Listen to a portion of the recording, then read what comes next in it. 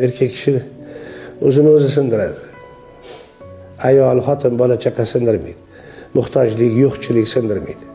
O'zini o'zi sindiradi. Qo'lini yuvib qo'ltig'iga urib yuboradi erkak. Ha bo'ldi shu, mundoq qiladi. Vaholanki mundoq qilish yo'q musulmonchilikda. Mundoq qilinadi. Hamma narsaga tayyor turishdek gapdi. Qadar qazoga taslimman degani bu ishlar. Shuning uchun erkak kishi o'zini o'zi sindiradi. Ruhiyatini cho'ktirish kerak. Duh deydi-yu, duh degani ruh. Shu ruhiyatini cho'ktirish kerak emas. Umidini so'ndirish kerak emas.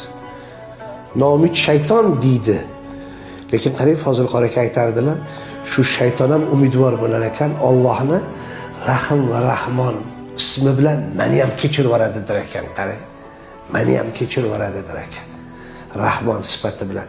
Noumid shayton ham umidvor ekan.